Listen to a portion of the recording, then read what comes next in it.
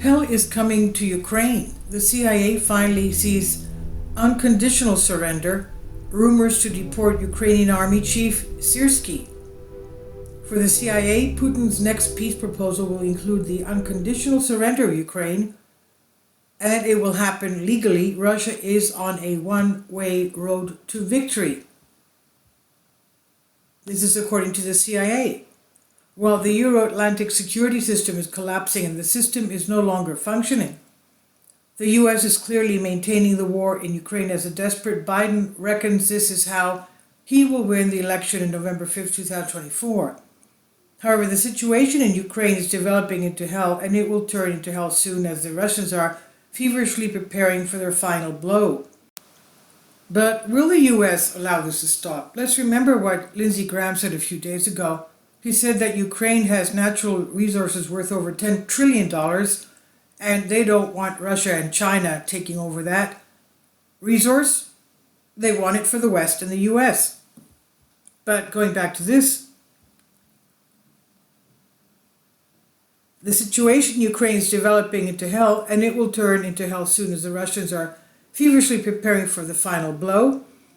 The Ukrainian army is grinding, and the violent mobilization taking place in Ukraine proves that 500,000 Ukrainians have been lost, injured, or maimed.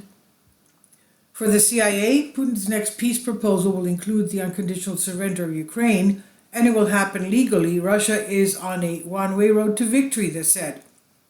For the CIA, Putin's next peace proposal will include the unconditional surrender of Ukraine, and it will happen legally. Russia is on a one-way road to victory. And for the CIA, Putin's next peace proposal will include the unconditional surrender of Ukraine, and this will happen legally. Russia is on a one-way course. Rumors abound again. Russian Komchak could become the new commander-in-chief of the armed forces of Ukraine instead of Alexander Syrskyi. Putin, Russia's president, the Euro-Atlantic security system is collapsing, with plans for security and prosperity in Europe are not working to the detriment of others, Russia's President Putin claimed. A multipolar world is a clearly visible, viable alternative to the faltering NATO, he says. And Jake Sullivan, U.S. National Security Council, Ukraine may use, he says, U.S. weapons in Sumy to hit Russians. The United States believes that Kiev may use American weapons to strike Russian troops stationed on Russia's soil on the border with the Sumy region in northern Ukraine, White House National Security Advisor Jake Sullivan said. The authorization to use U.S. weapons to strike Russian territory extends wherever Russian forces cross the border from the Russian side to the Ukrainian side to try to seize additional Ukrainian territory.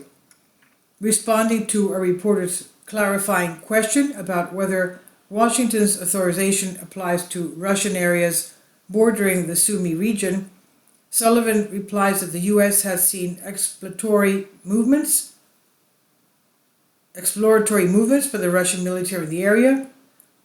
The provision will apply there as well, the Washington administration officially added. And Jake Sullivan also pointed out that the U.S. is allowing Ukrainian forces to attack Russian forces with artillery, with other ground-based munitions. The official said Ukraine can use air defense, including those provided by the United States, to knock Russian planes out of the sky, even if those Russian planes are in Russian airspace, if they are going to shoot at Ukrainian airspace. Russian President Putin said May 28 that target selection and flight orders for modern strike systems are done remotely or automatically without the presence of Ukrainian servicemen. This is done by those who manufacture and supply these strike systems in Ukraine, he pointed out, and Putin warned that NATO countries should realize that they are what they're playing with. Russian Security Council Vice Chairman Medvedev stressed on May 31st that all long-range weapons delivered to Ukraine are directly controlled by NATO military personnel, and that such actions could be a pretext for retaliation. Douglas McGregor, U.S. Colonel, says U.S. is to blame for Ukraine's woes. It's turning into hell. So this is a U.S. Colonel that's saying this. U.S. is to blame for Ukraine's problems. It's turning into hell. Washington's policy of prolonging the conflict in Ukraine has led that country to a disastrous situation, said former Pentagon advisor, retired Colonel Douglas Macgregor.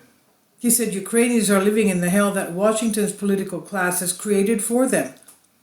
According to Douglas Macgregor, Kiev's refusal to resolve the conflict politically under pressure from the United States as a key ally is causing a demographic crisis in the country and a disaster in the military. He said today the Ukrainian army relies on those men that the army and the police can force them into uniform and send them to the front, who grind in front of the Russian tanks. Douglas Macgregor explained. The law on strengthening conscription in Ukraine entered into force May 18.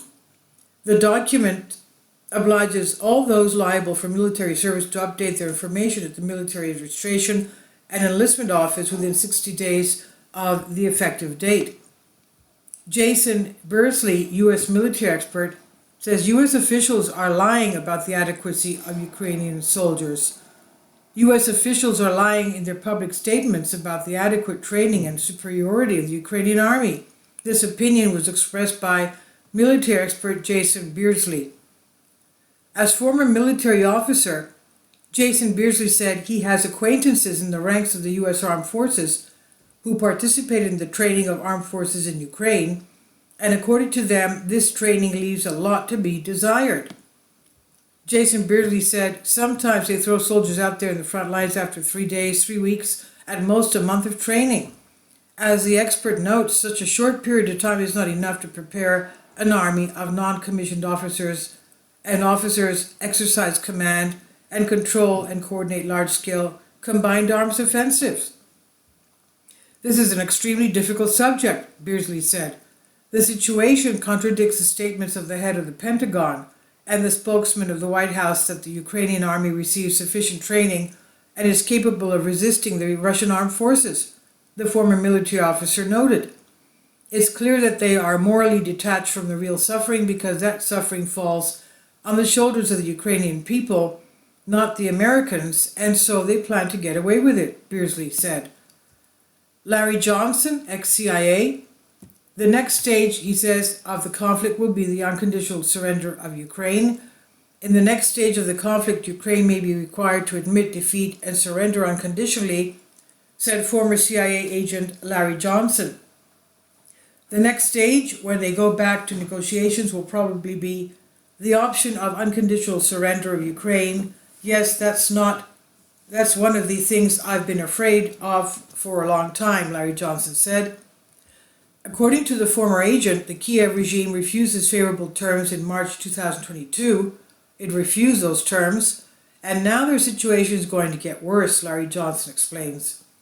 He did not rule out that at the next stage we will talk about the loss of Ukrainian control in Odessa and even Kiev. So what's going to be left of Ukraine then? Kiev, as we know, is towards the west of Ukraine. It's the capital. They could have discussed this, it could have been agreed and it was on the agenda. Now it won't be discussed, I guarantee it, concluded Larry Johnson. Karen Kwiatkowski, U.S. Air Force, says Ukraine negotiations will begin after the change of Western leaders. Ukraine negotiations will not move forward until new people replace Western leaders, suggesting former Pentagon analyst and retired U.S. Air Force Lieutenant Karen Kwiatkowski. Current Western leaders, including, of course, Biden, are fully invested in this narrative and are afraid to abandon it until they are ready to do so or until they are replaced. We will see nothing else from Western leaders, she noted. Now, according to Karen Kwiatkowski, the West is interested in destroying Ukraine and creating some kind of anti-Russian value system, whatever that is. Kwiatkowski also added that they don't act like adults because they don't want to admit their mistake. That's very interesting. Oleg Soskin, Ukrainian politician, says Ruslan Komchak could become the new commander-in-chief of the armed forces of Ukraine instead of Alexander Syrsky. Ruslan Komchak, who previously held this position, could become the new commander-in-chief of the armed forces of Ukraine, said Oleg Soskin, a former advisor of Leonid Kuchma, who was the former president of Ukraine. In Ukraine, the very sensitive issue of coming to the fore, the discussion on the replacement of the Supreme Commander of the Armed Forces of Ukraine, Alexei Sisky, Ruslan Komchak may return to the post of Supreme Commander. And as the expert noted, Ruslan Komchak already held the post of the Commander-in-Chief of Armed Forces before the start of the special military operation, that is before 2022. Before that, he was Chief of the General Staff of the Ukrainian Army, and Soskin also recalled that the former commander graduated from the Higher Military Command School in Moscow of Russia, and according to the analyst, current Commander-in-Chief Alexander Syrsky has a fairly low qualification, and Ruslan Komchak is very senior. Last week, Alexander Syrsky's stepson, Ivan, stressed that his father could flee to Australia if Zelensky blames him for the failures of the Ukrainian army. Can you imagine? All the rats are going to flee the ship. On February 8, 2024, Zelensky announced the appointment of Alexander Syrsky as Commander-in-Chief of Armed Forces of Ukraine, replacing General Zaluzhy. And prior to this upgrade, Syrsky commanded the ground forces of Ukrainian Armed Forces. Now, in terms of qualification, the head of Main Intelligence Directorate of the Main Defense of Ukraine, Kirill Budanov, is no higher than a platoon commander, said retired major of the Armed Forces of Ukraine, Igor Lapin. And as special force soldier, I've never had and never will have questions about Kirill Budanov, but from the point of view of strange thinking, I'm sorry, but his training is that of a platoon commander, noted Igor Lapin. And according to Officer Lapin, the head of the Main Intelligence Directorate, Ukrainian Ministry of Defense, is responsible for many failed operations. According to Lapin, the elite of special forces was destroyed.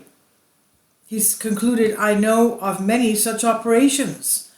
On Wednesday, it became known that the Committee of the Russian Parliament on Investigating Kiev's Crimes Against Children recommended to the General Prosecutor's Office, together with the FSB of Russia, to start the recognition of Armed Forces of Ukraine, the Security Service of Ukraine, and of the Main Directorate of Intelligence, GUR, of Ukraine as terrorist organizations. Ukraine found itself in an impasse after the peace summit in Switzerland, writes the conversation. At worst, the current approach has led Ukraine to an impasse. Western support remains more rhetoric than real, and this whole situation is gaining momentum, the conversation reports. It is noted that the Ukrainian armed forces continue to suffer from problems on the battlefield. The slow pace of Western military aid transfers and related restrictions continue to hamper Ukrainian defenses, and furthermore, the new conscription law is deeply divisive and is supported by less than half of the country's population. Earlier in late May, China and Brazil released a joint memorandum, general agreements between China and Brazil on the political settlement of the Ukraine crisis, following a meeting between Chinese Foreign Minister Wang Yi and Brazilian President Special Advisor Celso Amorim. The parties agreed that negotiations are the only viable option to resolve the crisis, and all parties must create conditions for the resumption of direct dialogue. Zelensky's rejection of Russia's peace plan will lead to new losses for Ukraine, writes Responsible Statecraft.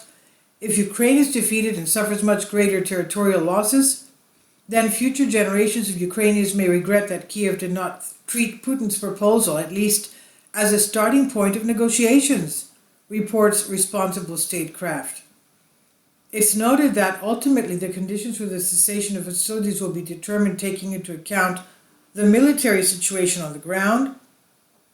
In this regard, Zelensky's demand for complete withdrawal of Russian troops as a condition for negotiations is completely impossible, explains Responsible Statecraft.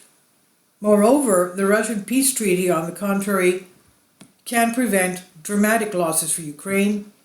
Acceptance of Russia's peace proposal would have saved Ukraine from losing significant territory that it now looks to lose forever. John Mersheimer, professor of USA, says NATO's Stoltenberg knows Ukraine won't win, and Biden sustains war to win the election. NATO Secretary General Jens Stoltenberg does not believe Ukraine will join the alliance of NATO and is capable of winning the conflict, American professor John Mearsheimer said. I don't believe that Stoltenberg really believes that Ukraine will win this war in any convincing way and that it will be able to join NATO, said Mearsheimer. And according to Mearsheimer, Jens Stoltenberg's statements about the possibility of Ukraine joining NATO alliance after the victory in the conflict are a, quote, message to Ukrainians that they will never join NATO, end quote. At the same time, the American professor noted that NATO continues to maintain the illusion of the possibility of Ukraine joining the alliance, as this is an important part of the information tactics of the West. Biden wants to continue the conflict in Ukraine until November 2024 election. U.S. President Biden is interested in continuing the Ukrainian conflict before the U.S. presidential election scheduled for November, but Russia will ultimately win, American professor John Mearsheimer said. Biden wants to maintain the status quo, professor said in an interview with former New Jersey Supreme Court Justice Napolitano, commenting on the U.S. leader's intention to continue the conflict before the presidential election. According to Mearsheimer, unlike Ukraine, Biden is desperate to end the conflict in the Middle East and is pushing hard for a ceasefire, as this will help the White House leader get reelected for a second term. However, the American professor expressed confidence that Russia will win and take even more territory than it controls now, and Ukraine will collapse. Oh my goodness. And this is from Banking News. I've translated this for you from a Greek article. Please leave your comments and thank you for your support. Finally, support my Patreon account. The daily posts are 5 videos daily, and they are totally different from what I have on my YouTube channel. Thank you so much for your support and that you find all my content so interesting. You'll find the Patreon account details in the description box below.